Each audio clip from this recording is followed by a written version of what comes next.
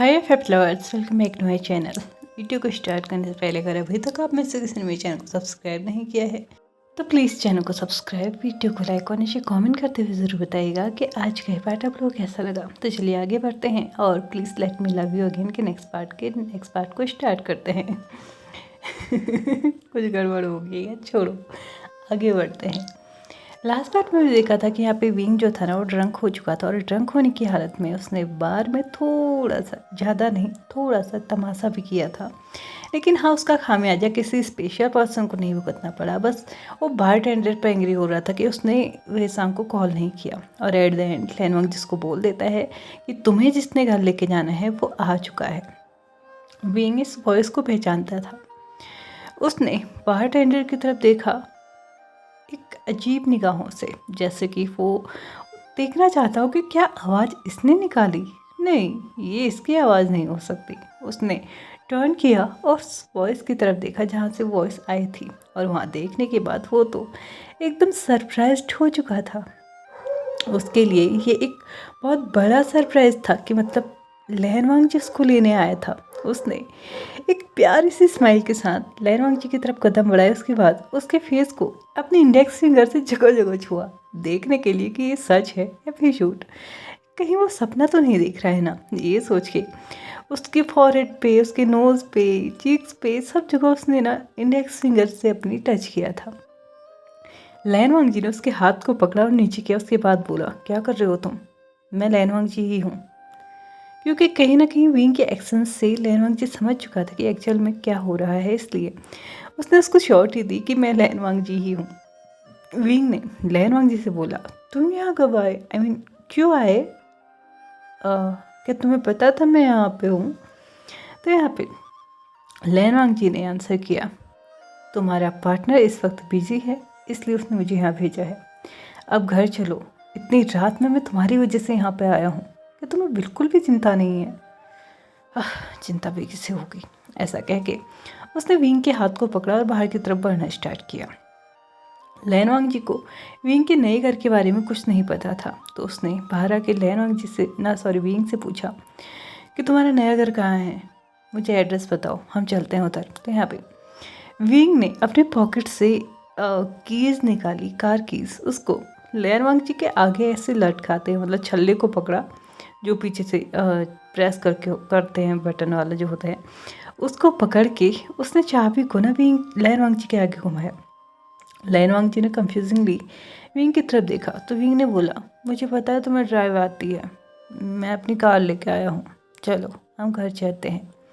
ऐसा कह के उसने उसके हाथ को अपने हाथों पे लिया और उसने चलना स्टार्ट किया। लैनवांग जी ने भी कार की कीस ले ली और वो भी चलना स्टार्ट किया। लेकिन जैसे ही वो दोनों कार में बैठे, यानी कि लैनवांग जी ड्राइविंग सीट पे और विंग पैसेंजर सीट पे, तो यहाँ पे लैनवांग जी ने बोला, अब मुझे बताओ तुम्हारा एड्रेस कहाँ है? तो यहाँ पे विंग ने बोला, पता नहीं, लेकिन मुझे रास्ता याद है, मैं रास्ता बता सकता हूँ। ऐसा कह के उसने लैनवांग जी को चलाने के लिए बोला। लैनवांग जी डम्फाउंड इसको देख रहा था।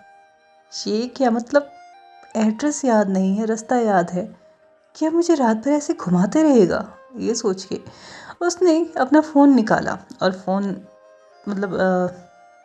फ़ोन निकाल के उसने वेसांग को कॉल करना चाहा। तो विंग ने उससे बोला, क्या हो गया, चला क्यों नहीं रहे हो? तो यहाँ पे लैनवांग जी ने आइस रोल करते हुए बोला, क्योंकि मुझे तुम्हारा एड्रेस जानना है तो तुम्हारे पार्टनर को मुझे कॉल करना होगा। ऐसे कह के उसने वेसांग को कॉल किया। वेसांग ने कॉल नहीं उठाया, जानबूझ के नहीं उठाया, क्योंकि वो जानता था लैनवांग जी कुछ ना कुछ, मतलब ये उसके दिमाग में नहीं था कि लैनवांग जी उसका एड्रेस पूछेगा। उसे लगा था कि शायद विंग ने लैनवांग जी को ट्रबल कर दिया है, तो इसलिए वो उसको छोड़ के जा रहा है और उससे बोल रहा है कि कुछ भी हो जाए तुम ही इसको लेके जाओ। इसलिए उसने फ़ोन ही नहीं उठाया। उसने मतलब थोड़ा गुस्से में आके अपने फ़ोन को कट किया और उसके बाद बोला, ये भी फ़ोन नहीं उठा रहा है। तो यहाँ पे विंग क्यूट सी फेस के साथ बोलता है, मैंने बोला तो मैं तुम्हें रास्ता बताऊंगा, चलो। यहाँ पे लैनवांग जी के पास कोई और ऑप्शन नहीं था। उसने विंग की बात को ही सही समझा और बढ़ना स्टार्ट किया। विंग ने जैसे जैसे रास्ता बताया, लैनवांग जी वैसे वैसे गाड़ी चला रहा था। और for her surprise at the end वो एक घर के बाहर पहुंच भी गए थे। 1 घंटे की ड्राइविंग के बाद लेनवांग जी एकदम सरप्राइज था कि विंग को उसके घर का रास्ता पूरा पता था। मतलब ड्रंक हालत में भी वो पूरे सेंस में है, तो उसने ड्राइविंग क्यों नहीं की। यहाँ पे विंग ऑलमोस्ट कार से निकलने वाला था, तो यहाँ पे लेनवांग जी ने बोला, जब तुम्हें पता ही था कि गाड़ी मतलब तुम्हारा घर यहाँ पे है, तुम सेंस में हो, तो तुम गाड़ी भी तो चला सकते थे ना। तो विंग ने क्यूटली पाउट बनाते हुए बोला, क्या तुम्हें नहीं पता, ड्रिंक करके ना ड्राइव नहीं करनी चाहिए, तुम्हें भी ना रूल्स नहीं पता है। ऐसा कह के वो गाड़ी से बाहर निकल गया। लेनवांग जी भी गाड़ी से बाहर निकला। उसने कार कीज विंग को देनी चाहिए, लेकिन इससे पहले कि विंग को वो कीज दे पाता, कार कीज, विंग ने अपने पॉकेट से दूसरी की निकाल के उसके हाथ में रख दी। लेनवांग जी थोड़ा कंफ्यूजिंगली फिर से उसे देखने लगा था, तो विंग ने इशारा किया उसके घर के लॉक की तरफ। तो यहाँ पे लेनवांग जी अपने आइज रोल करते हुए बोलता है, तुम इतने भी बेहोश नहीं हुए हो कि अपने घर के गेट को ना खोल सको, चुपचाप जाओ और अंदर जाओ। ऐसा कहते हुए उसने फोर्सफुली दोनों कीज़ यानी कि कार कीज़ भी और घर की कीज़ भी विंग के हाथों में दे दी। विंग ने लेनवांग जी को देखा, उसके बाद बोला, ये तुम्हारा मैनर्स अच्छा नहीं है, मैं अगर गिर गया तो यहाँ पे लेनवांग जी ने बोला, तुम नहीं गिरने वाले, अंदर जाओ। यहाँ पे विंग ने बोला, लास्ट टाइम मैंने की तोड़ दी थी, अच्छा होगा कि इस बार तुम ओपन करके दे दो। यहाँ पे विंग की बात मानते हुए लेनवांग जी ने सोचा कि ये लास्ट चीज़ है जो मैं कर रहा हूँ। तो यहाँ पे उसने कीज़ को लॉक के अंदर डाला और उसके बाद घर खोला। उसके बाद कीज़ बाहर निकालते हुए विंग के हाथों में फिर से थमाते हुए बोला, अब अंदर जाओ। यहाँ पे विंग ने कार कीज़ भी और घर की कीज़ भी अपने पॉकेट में रख ली और वो ऑलमोस्ट अंदर जाने वाला था, लेकिन तभी उसको याद आया, वेट, क्या तुम अंदर नहीं आओगे। तो यहाँ पे लेनवांग जी ने आंसर किया, मुझे नहीं लगता कि इतनी रात को मुझे अपने बॉस के घर में जाना चाहिए, प्लीज़ आप जाइए, मैं अपने घर चल रहा हूँ। विंग ने लेनवांग जी की तरफ देखते हुए बोला, लेकिन तुम्हारा घर तो अपोजिट डायरेक्शन में है ना, मतलब अगर तुम अभी चलना स्टार्ट करोगे ऑलमोस्ट 1.5 आवर लगेगा, तुम्हारे पास गाड़ी भी नहीं है, क्या तुम मेरी गाड़ी ले जा सकते हो, तुम्हारे लिए अच्छा रहेगा। तो यहाँ पे लेनवांग जी बोलते हैं, नहीं मैं चले जाऊँगा। तो यहाँ पे विंग अपने रिस्ट वॉच देखता है तो उसमें रात के 12 बज रहे थे और इस वक्त कोई टैक्सी भी अवेलेबल नहीं होगी, ये वो अच्छे से जानता था। उसने लेनवांग जी की तरफ देखते हुए बोला, लेकिन तुम जाओगे कैसे, क्योंकि अगर तुम चलना स्टार्ट करोगे तो ऑलमोस्ट कल सुबह तक पहुँचोगे। लेनवांग जी विंग की बातों को सुन के ना एकदम मतलब अंदर ही अंदर शॉक्ड होते जा रहा था, क्योंकि वो अपने पूरे होश हवास में था ड्रिंक करने के बाद भी, लेकिन उसने कभी विंग को ऐसा नहीं देखा था कि वो रूल्स नहीं ब्रेक कर रहा है और मतलब इतना केयरफुल ड्रिंक करने के बाद। बिल्कुल नहीं, विंग तो एकदम फ्री इंसान था, वो हमेशा ऐसे रहता ना था ना जैसे कि ड्रिंक करने के बाद भी वो एक नॉर्मल इंसान था। लेकिन हाँ, चेंजेस तो थे, वो थोड़ी क्यूट हरकतें करने लगा था, उसकी जुबान लड़खड़ा रही थी, इवन वो थोड़ा बहुत खुद भी लड़खड़ा रहा था, लेकिन उसका जो माइंड था ना वो अपनी स्थिति बिल्कुल वैसी ही थी जैसे कि वो हमेशा से था। लेनवांग जी ने विंग की तरफ देखते हुए बोला, मैं मैनेज कर लूँगा। तो यहाँ पे विंग ने लेनवांग जी से बोला, ओके ठीक है चले जाना, लेकिन तुमने मुझे यहाँ पे छोड़ा है तो तुम एक कॉफ़ी तो पी सकते हो ना, चलो आओ मैं आज तुम्हें अपने हाथों से कॉफ़ी बना के पिलाऊँगा। ऐसा कहते हुए वो लेनवांग जी को अंदर खींच रहा था कि तभी लेनवांग जी बोलता है, मुझे लगता है तुम्हें लेमन टी की ज़रूरत है। ये चीज़ उसने खुद मतलब बड़बड़ाते हुए बोली थी, लेकिन विंग ने सुन ली थी। तो यहाँ पे विंग ने आंसर किया, क्या तुम बना सकते हो।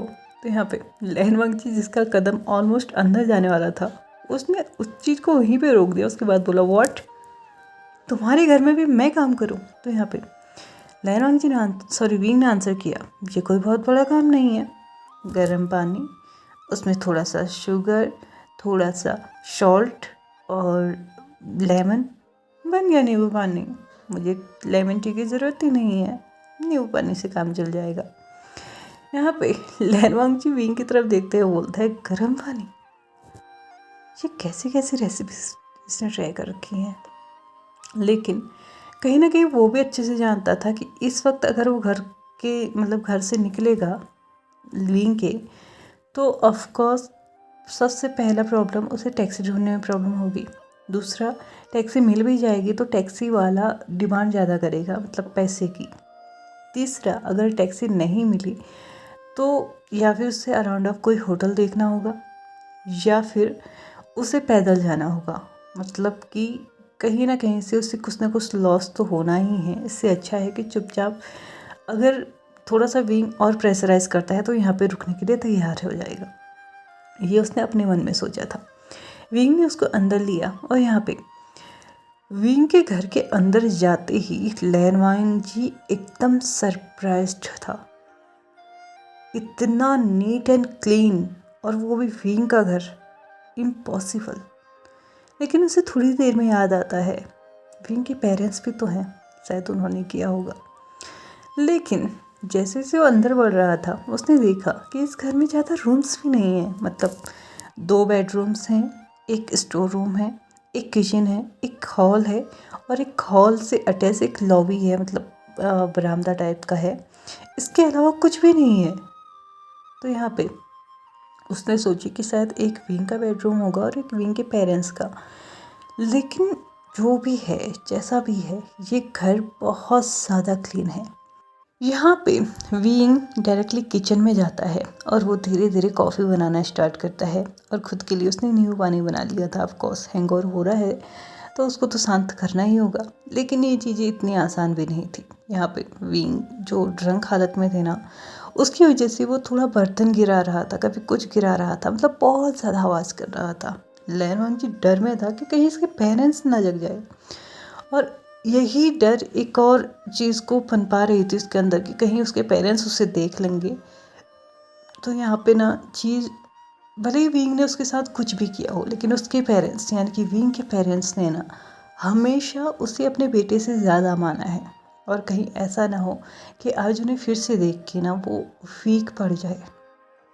लेकिन फॉर हिज सरप्राइज, इतने टाइम से इतनी आवाज़ें हो रही थी, फिर भी विंग के पेरेंट्स उठे नहीं। क्या वो इतने डीप स्लीपर हैं? नहीं।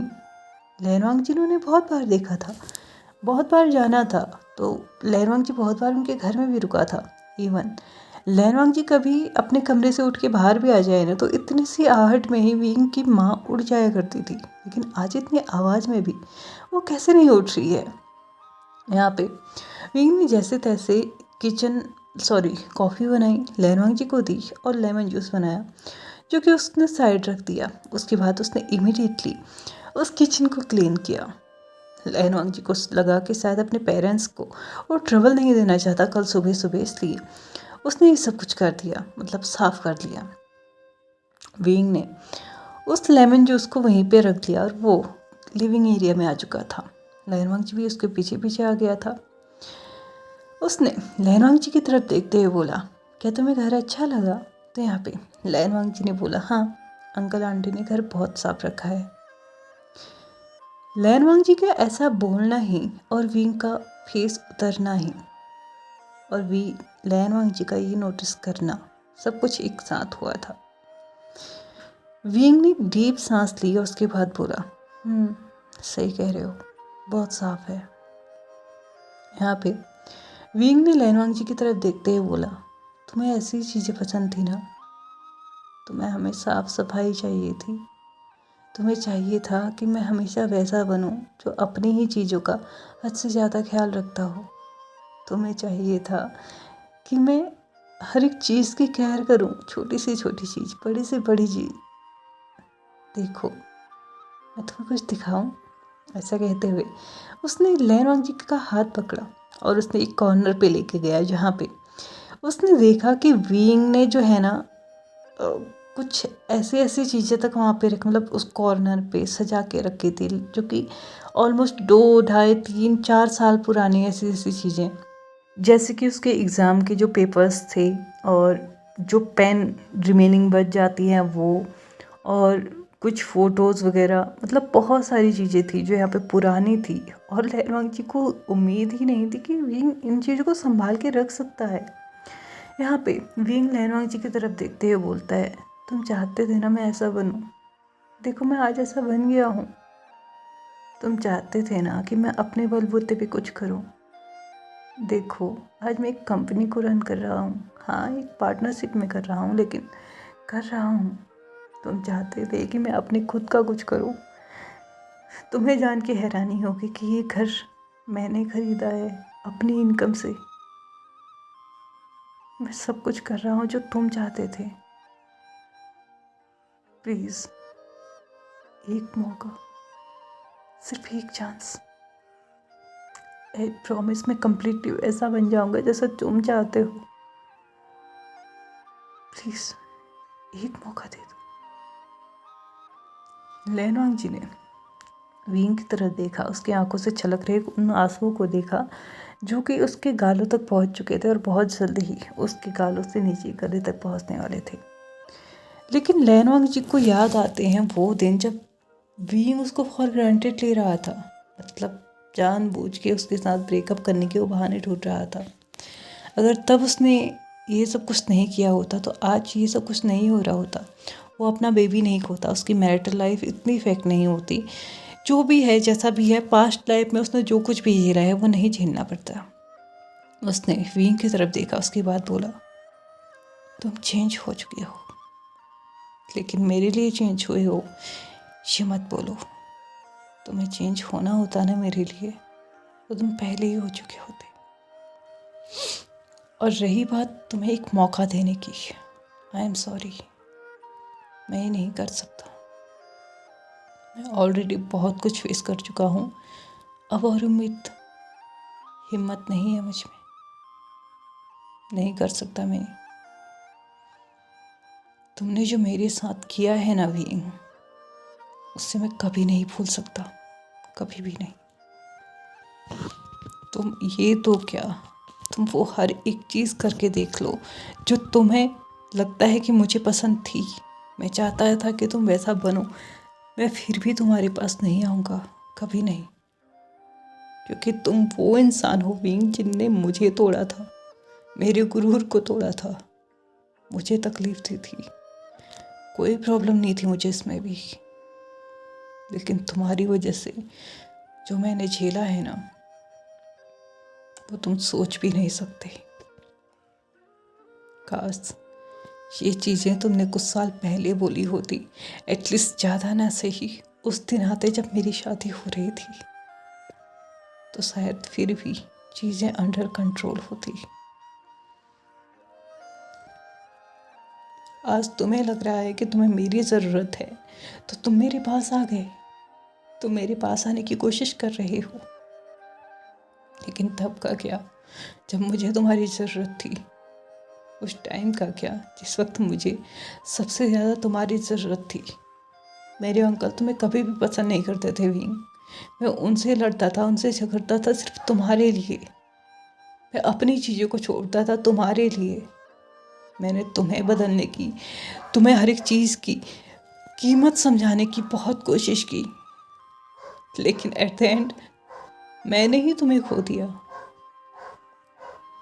I am sorry. जो चांस तुम चाहते हो वो चांस मैं कभी नहीं दे पाऊँगा, क्योंकि वो चांस देना अब मेरे बस में नहीं है। मैं इन सब से बहुत आगे निकल चुका हूँ। तुम्हें तो क्या, मैं किसी को भी कोई चांस नहीं दे सकता। मैं अब अपनी लाइफ में और कोई ट्रबल्स नहीं चाहता, बिल्कुल भी नहीं। विंग ने लहरवांग जी को अपनी तरफ खींचा, उसके बाद बोला, प्लीज़ एक बार। मैं तब भी तुमसे प्यार करता था, वो चीज़ें मुझे समझ नहीं आई, वो अलग बात है। जब चीज़ें खो देते हैं ना तब समझ में आता है। प्लीज़ क्या एक और बार तुम मुझे खुद को प्यार नहीं करने दे सकते? Please let me love you again, once more time. क्या लहरवांग जी विंग को ये चांस दे पाएगा?